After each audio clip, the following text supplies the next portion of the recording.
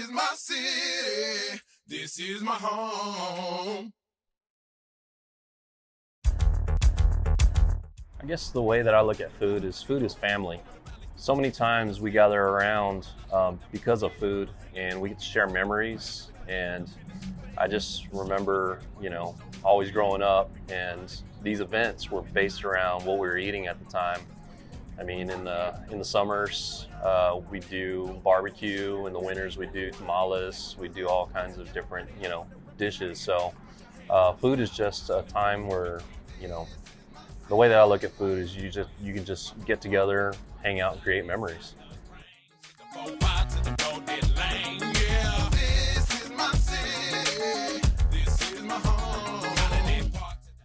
For me, it's the passion.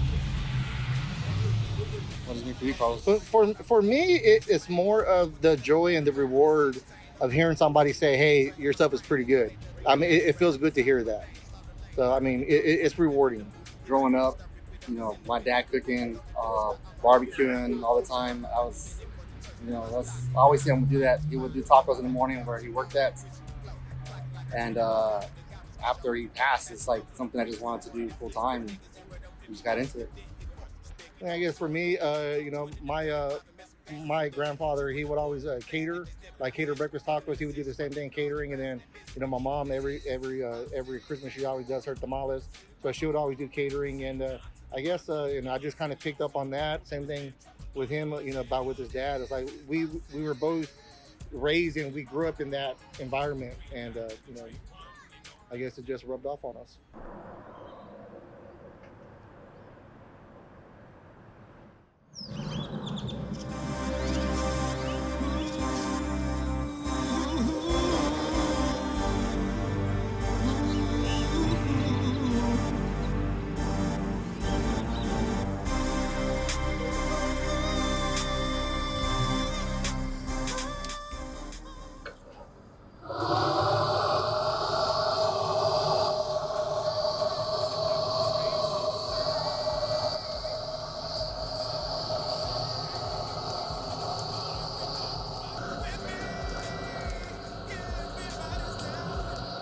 I think the biggest thing is you got to be honest with yourself, and honestly, I'm competitive with myself. I can go and try to compare myself to other people, but I don't think that's going to get the best out of me. What I want to do is put quality food. I want people to stop by and say, man, this barbecue tastes good. If they compare it, that's their choice to compare. I choose not to. I think Austin is big enough for, several different types of food and several different types of barbecue. And I'm thankful for everybody that's come by and trying mine, and hopefully they'll continue to come by. What I definitely want to do is continue to grow and experiment and do different things. I mean, I've got a lot of Tex-Mex background. I'm not necessarily calling myself Tex-Mex barbecue. What I'd probably end up doing later on is calling myself, Central Texas barbecue and more, because I do have different inspirations. Like today, for example, I'm not Puerto Rican, but my wife is Puerto Rican. And some of the people haven't tried those dishes before. So we got arroz con gandules right now, which is a Puerto Rican rice. So I definitely want to branch out and not limit myself. So I think right now calling myself a barbecue restaurant trailer is kind of where I'm at, but that's definitely not the limits.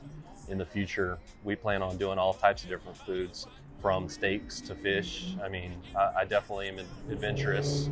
Definitely have to hone in on our base and make sure that our barbecue is top notch, which we use all top quality products, prime.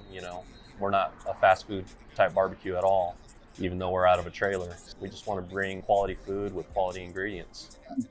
Yeah, the most inspirational figure of cooking in my family would definitely be my grandfather, Papa Paul. Rest in peace.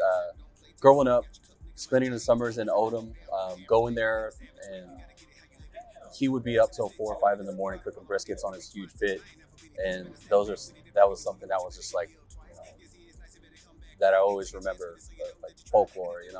Him up 4 in the morning having a couple beers. I'd stay up with him sometimes, and as I grew older, I remember like running into him in between. Like they had a little wash space, like a little washroom where the washer and dryer were in between.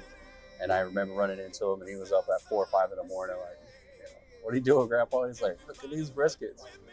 I told Carlos to keep it local. Yeah. My biggest goal was to do brick and mortar. That's ultimately what I want to do a brick and mortar. And we've talked about this, start off like this, eventually open up a restaurant, but we were looking more into a brew pub.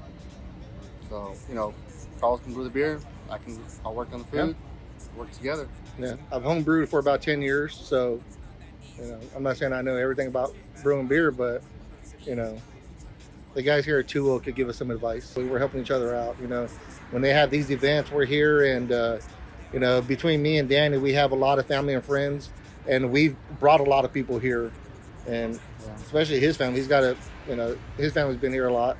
So if you haven't been out here to Tuo Brewery, come on. It's the first and only brewery in Buda, and once you're here to have a beer, come to the food trailer and have something to eat. I don't wanna be like you. I just wanna be like one. Pinstripe 4-5, feeling like Jordan did 9-4. I don't wanna be like you. I just wanna be like me. ATS gon' take it to the top in the story, nigga. We might see.